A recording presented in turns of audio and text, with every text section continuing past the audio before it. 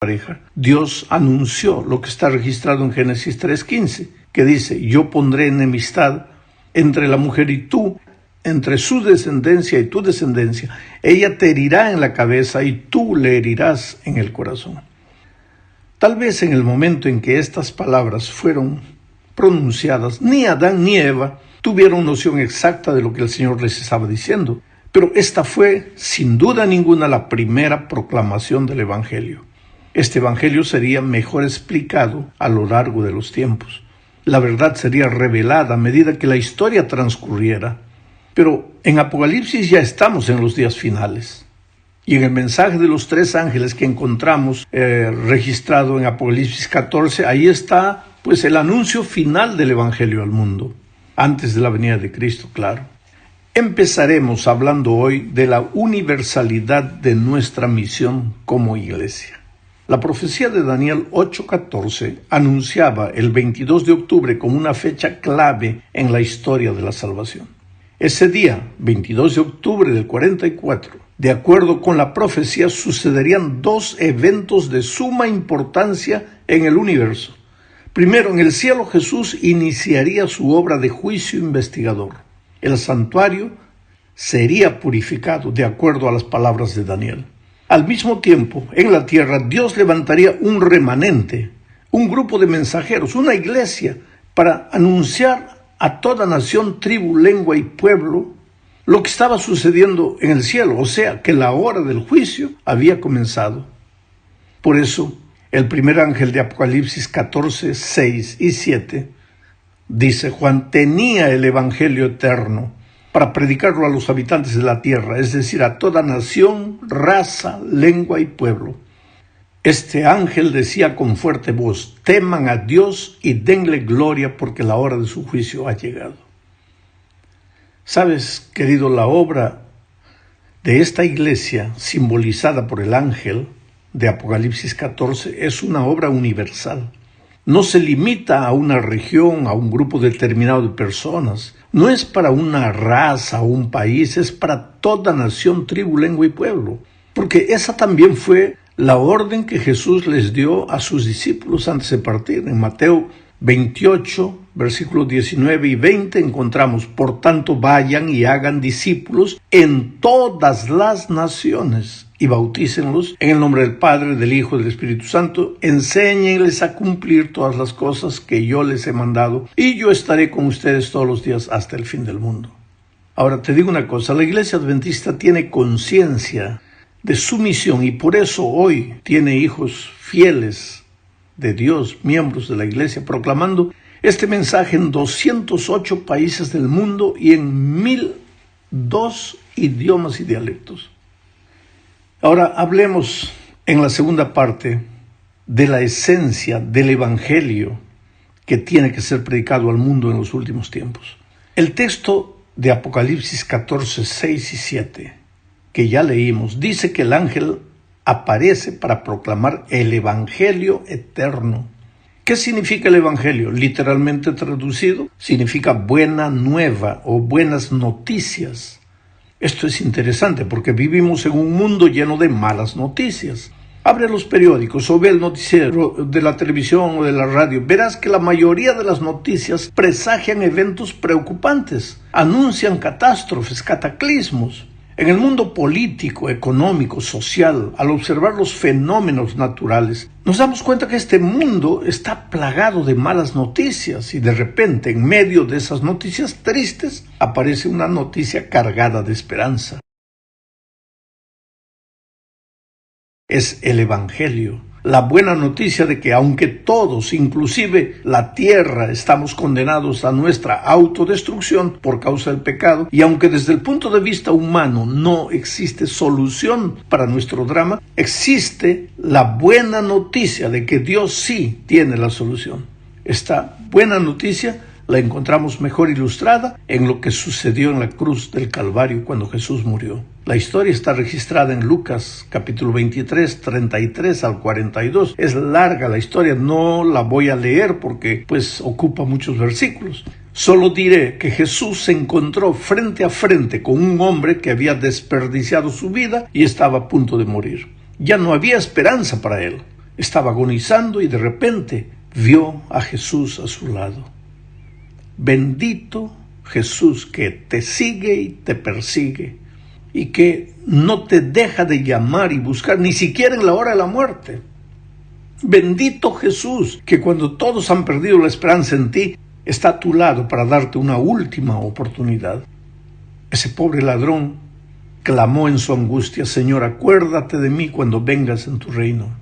Ni siquiera pidió que Jesús lo librara de la muerte, porque desde el punto de vista humano para él solo le restaba la muerte. Y allí, en los estertores de la muerte, oyó el evangelio eterno: de cierto, te digo hoy, que cuando vuelva estarás conmigo en el reino de los cielos. Este es el evangelio, esperanza para un mundo desesperado, esperanza de vida eterna, porque esta vida no es todo, hay un más allá, hay vida eterna.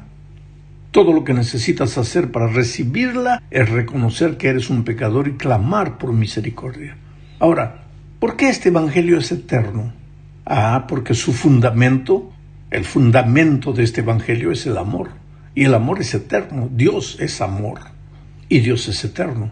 ¿Sabes que el evangelio no es patrimonio del Nuevo Testamento, como algunos creen? El evangelio comenzó en el jardín del Edén, cuando el cordero fue sacrificado, anunciando la venida de un cordero, del Cordero de Dios, que quitaría el pecado del mundo. La sangre de Jesucristo desde ese momento pasa todas las páginas de la Biblia hasta que finalmente se derramó a raudales en la cruz del Calvario. Los fundamentos del evangelio los encontramos en el Antiguo Testamento, cuando el pueblo de Israel, cada israelita llevaba un corderito todos los días para ser sacrificado. Estaba llevando su fe, su confianza en el Cordero de Dios que un día moriría en la cruz del Calvario. El mensaje de la iglesia de los últimos días, el mensaje del remanente, el mensaje del pueblo simbolizado por el tercer ángel, tiene que ser un mensaje centralizado en la cruz de Cristo, en la obra transformadora de Cristo en favor de los pecadores. Vamos ahora a la tercera parte de este estudio. Veremos aquí que el evangelio no se limita a la buena noticia del perdón que llena de esperanza el corazón de cualquier pecador. También abarca la buena y extraordinaria noticia de que el pecado no puede más dominarte y tenerte como su esclavo. El evangelio involucra perdón de los pecados pasados y poder para vencerlos mientras vivas. Una mala interpretación del evangelio puede llevarte a la romántica actitud de creer que el perdón mientras vives es lo suficiente y aceptas pasivamente la esclavitud del pecado. Este tipo de vida solo puede producir angustia y vacío en el corazón, a pesar de creer en el evangelio. Es que el evangelio no combina con esclavitud, sea esa esclavitud de vicios, de hábitos establecidos, de costumbres perniciosas o de sentimientos pecaminosos. Cuando la persona continúa viviendo en la esclavitud, no puede ser feliz, a pesar de que tiene la seguridad del perdón. Por eso, y porque el evangelio es completo, no es solo perdón, es también transformación. Es por eso que el ángel de Apocalipsis presenta como parte del evangelio el llamado a la humanidad a temer a Dios y darle gloria. Ahora, este temor no tiene nada que ver con el miedo enfermizo. Es un temor nacido del amor, respeto, yo diría, obediencia. La obediencia de un hijo que entiende que su padre lo ama tanto que jamás le pediría que haga algo que le va a hacer mal. Por lo tanto, el llamado a temer a Dios es un llamado a caminar con Él en una experiencia de discipulado y aprendizaje. Aquí viene nuevamente la orden de Jesús a sus discípulos antes de irse: hagan discípulos. No simplemente miembros de iglesia, discípulos. Un discípulo es aquel que camina con Dios porque lo ama, anda con Dios, en una experiencia de aprendizaje y de obediencia. ¿Obediencia a qué? Pues a sus enseñanzas, resumidas en su santa ley. Ahora, responde una pregunta. Un cristiano que no anda en las enseñanzas divinas, sino que acomoda la palabra de Dios a su manera de pensar, ¿está dando gloria a Dios o se está dando gloria a sí mismo? Este llamado a temer a Dios y darle gloria es de suma importancia en tiempos cuando las iglesias se llenan de personas que quieren sentirse bien y nada más. Cantan, alaban a Dios, pero insisten en vivir como ellas desean y no como Dios establece las cosas en su palabra. Tal vez por eso Jesús dijo, no todo el que me dice Señor, Señor, entrará en el reino de los cielos, sino aquel que hace la voluntad de mi Padre. Vamos ahora a la cuarta parte de este estudio. Hablemos de la hora del juicio. El mensaje del primer ángel dice, temed a Dios y dadle gloria, porque la hora de su juicio ha llegado. Ahora, mi amigo, si hay una enseñanza clara en la Biblia, es la de que Dios es un Dios de justicia y de juicio. Un día el juicio y la justicia, tan escasos en este mundo en que vivimos, ciertamente se unirán, llegarán a ser uno solo. No es de extrañar que la gente necesite temer a Dios, volver a Dios, regresar a Dios, caminar con Dios. Y es por eso que el Evangelio eterno también incluye la realidad del juicio. Temed a Dios y dadle honra porque la hora de su juicio ha llegado, dice el ángel. ¿Cuál es la relación entre estos dos elementos? Juicio y Evangelio. Si el Evangelio expresa buenas nuevas, significa que aunque todos somos pecadores y transgredimos la ley de Dios, cuando llegue el día del juicio, como el ladrón en la cruz, no enfrentaremos la pena ni el castigo que merecemos por nuestros pecados y transgresión, sino que recibiremos el perdón por haber confiado en Jesucristo.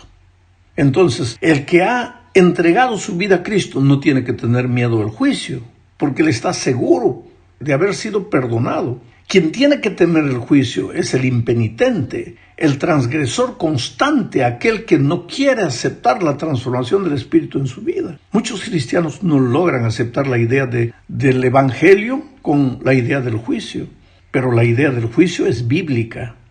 En el Antiguo Testamento, el pueblo de Israel tenía cada año lo que se llamaba el día de la expiación, que nada más era sino la hora del juicio. Ese día, el día de la expiación, todo el pueblo debía revisar su vida y recordar si había sido confesado cada pecado y si ese pecado había sido transferido al corderito del sacrificio. Ahora, en la epístola a los Hebreos, la idea del juicio también es clara, refiriéndose a Jesús, porque Hebreos capítulo 9, versículos 24 al 28 dice, porque Cristo no entró en el santuario hecho por los hombres. ¿Quién entraba al santuario hecho por los hombres? Los sacerdotes de Israel. Cristo no entró al santuario hecho por los hombres, dice Pablo, el cual era un mero reflejo del verdadero, sino que entró al cielo mismo para presentarse ahora ante Dios en favor de nosotros. Así como el sacerdote en el día de la expiación se presentaba al lugar santísimo en el santuario de la tierra, ahora Jesús también entra allá al cielo mismo. Sigo leyendo. Y no entró para ofrecerse muchas veces, como el sumo sacerdote, que cada año entra en el lugar santísimo con sangre ajena. Si así fuera, Cristo habría tenido que morir muchas veces desde la creación del mundo. Pero ahora, al final de los tiempos, recuérdate, al final de los tiempos, se presentó una sola vez y para siempre. Jesús al final de los tiempos se presentó una sola vez y para siempre y se ofreció a sí mismo como sacrificio para quitar el pecado. Y así como está establecido que los hombres mueran una sola vez y después venga el juicio, así también Cristo fue ofrecido una sola vez para llevar los pecados de muchos. Pero aparecerá por segunda vez, ya sin relación con el pecado, para salvar a los que lo esperan. Hay muchos cristianos que piensan que el juicio sucederá cuando Cristo venga. Pero recuérdate que cuando Cristo venga, Él ya viene para dar la recompensa de la muerte eterna a los que no han aceptado el Evangelio y la recompensa de la vida eterna a los que sí han aceptado. Quiere decir que cuando Cristo venga, el juicio ya debe haber acabado. No es que va a comenzar ahí, porque Cristo ya viene trayendo la recompensa. El caso de cada uno ya debe haber sido decidido.